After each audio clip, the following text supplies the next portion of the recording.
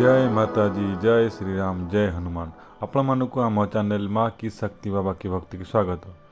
आज आम भिडियो माध्यम जाना जदि आपण एक अधिक भगवान को पूजा पाठ कर मंत्र जप कर कन्फ्यूज रोचे मु कौ भगवान को डाकिबी कि आपण घर मंदिर जदि अनेक भगवान अच्छा आपड़ भावुं मु कौ भगवान को डाकिबी कि भगवान डाकिले से भगवान रागिजे कि से भगवान डाकिले भगवान रागिजे कि मन में कष्ट हम कि मो पर आशीर्वाद पकेबे ना मत कृपा करेंगे ना ये सब जिन आप मन में डाउट रोचे तार भिडियो निश्चय देखूँ ये भिडियो मध्य आप संपूर्ण जानीपर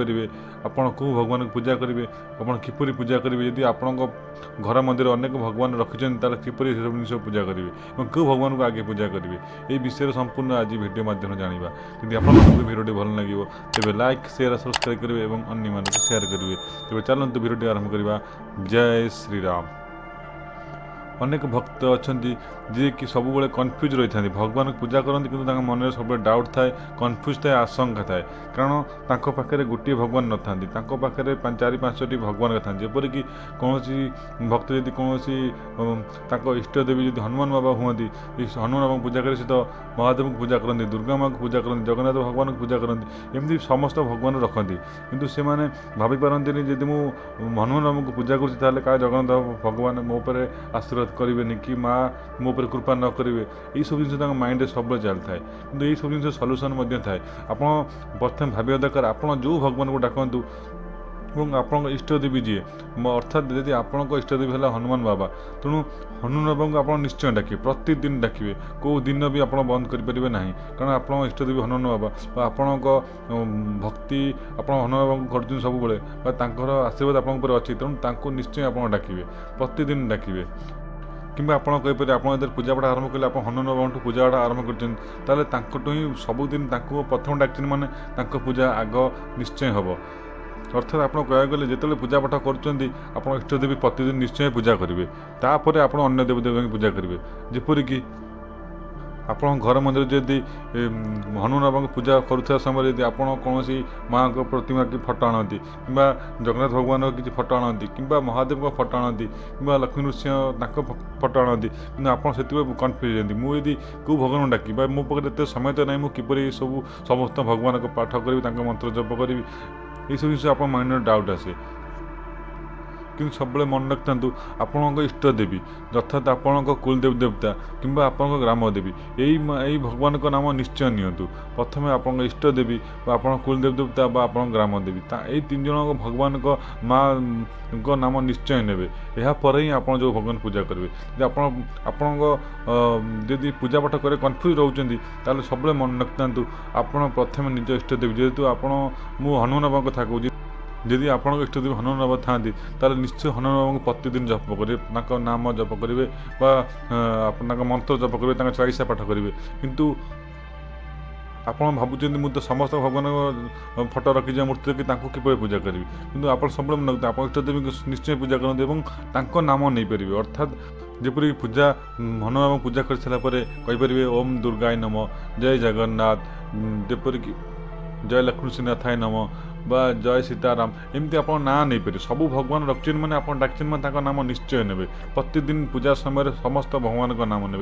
भगवान डाक्चर में नाम निश्चय आप प्रतिदिन मंत्र जप कर स्मरण को निश्चय करेंगे कारण जेपरिक मंदिर जेहेतु आप देखते महादेव का मंदिर जब आप गोटे जाऊँच मुख्य देवता है महादेव किंतु पार्श्व देवदेव समस्ते था कि जो भक्त भी जाए से महादेव को अधिक समय रुए पूजा आराधना करे किंतु समस्त भगवान को मुंडिया मारिक आसे प्रार्थना करके आसे सेहीपरि आप इष्ट देवी जेहेतु इष्ट देवता जेहेतु हनुमान बाबा मंत्र जप अधिक समय करूँ किंतु अन्य देवदेवता मानकर नाम निश्चय नहीं पारे जेपरिक आप कहली ओम दुर्गाय नम नहीं पारे किंतु आप स्पेशल डे जपरिक नवरात्रि चलती तो नवरात्रि आपण इष्ट देवा सह माँ दुर्गा को आराधना करेंगे जदि आप समय अच्छी चालीसा पाठ करेंगे सहस्रनाम पाठ करेंगे ये सब जिन आप करेंगे सेहीपरि जेहेतु आपण पाखे महादेव को फटो अच्छी पूजा कर रखी आप घर मंदिर तेणु आप शिवरात्रि हो चतुर्दशी हो कौन महादेव को स्पेशल दिन जोटा थाए से सब दिन आप आराधना करेंगे अधिक देपारे किंतु प्रतिदिन जोटा आप इष्ट देवी मुख्य इष्ट देवता मुख्य नाम अधिक समय ने अन्य देवदेवता जब आप समय हो करूँ समय होनी नाम नहीं आप भगवान डाकिपारे ତେଣୁ ସବୁବେଳେ ମନେ ରଖିଥାନ୍ତୁ ଆପଣଙ୍କ ଇଷ୍ଟଦେବୀ ମୁଖ୍ୟ, ତାପରେ ହିଁ ଅନ୍ୟ ଦେବଦେବତା। ତାଙ୍କ ନାମ ଯେହେତୁ ଆପଣଙ୍କ ପାଖରେ ରଖିଛନ୍ତି ତାଙ୍କ ମୂର୍ତ୍ତି ବା ଫଟୋ, ତାଙ୍କ ନାମ ନିଶ୍ଚୟ ନିଅନ୍ତୁ। ଏବଂ ତାଙ୍କମାନଙ୍କ ଯେଉଁମାନଙ୍କ ମୂର୍ତ୍ତି ଅଲଗା ମୂର୍ତ୍ତି ଆପଣ ରଖିଛନ୍ତି ଭଗବାନମାନଙ୍କ, ତାଙ୍କ ସ୍ପେଶାଲ ଡେ ମାନଙ୍କରେ, ଯେପରିକି ରଥଯାତ୍ରା ସମୟରେ ବା କୌଣସି ସ୍ନାନ ପୂର୍ଣ୍ଣିମା ହେଉ, ଯେକୌଣସି ଭଗବାନଙ୍କ ଜଗନ୍ନାଥଙ୍କ ପର୍ବ ତାଙ୍କ ଥାଏ, ସେଦିନ ତାଙ୍କୁ ଭଗବାନଙ୍କୁ ଅଧିକ ସମୟ ଦେଇପାରିବେ। କିନ୍ତୁ ଆଗେ ପ୍ରଥମେ ଇଷ୍ଟଦେବତାଙ୍କୁ ଡାକିବେ। ଦୁର୍ଗାଙ୍କ ସହସ୍ରନାମ ପଢ଼ିପାରିବେ, ଏଇ କିମ୍ବା ଆପଣ ତାଙ୍କ ସପ୍ତଶତୀ ପାଠ ପଢ଼ିପାରିବେ, ତାଙ୍କ ଚାଳିଶା ପାଠ ପଢ଼ିପାରିବେ। ଏସବୁ ଜିନିଷ ଆପଣଙ୍କ ଯଦି ସମୟ ମିଳୁଛି ତାହେଲେ ନିଶ୍ଚୟ କରନ୍ତୁ। ଯଦି ସମୟ ମିଳୁନି କେବଳ ଇଷ୍ଟଦେବୀ ପୂଜା ପାଠ କରନ୍ତୁ ଏବଂ ଅନ୍ୟ ଦେବଦେବତାଙ୍କ କେବଳ ନାମ ନିଅନ୍ତୁ, ସ୍ମରଣ କରନ୍ତୁ। ଏବଂ ଯଦି ବା କୌଣସି ଘରେ ହବନ କରୁଛନ୍ତି ବା କିଛି ହୋମ ପାଠ କରୁଛନ୍ତି, ସେହି ସମୟରେ ମଧ୍ୟ ସମସ୍ତ ଦେବଦେବତାଙ୍କ ନାଁରେ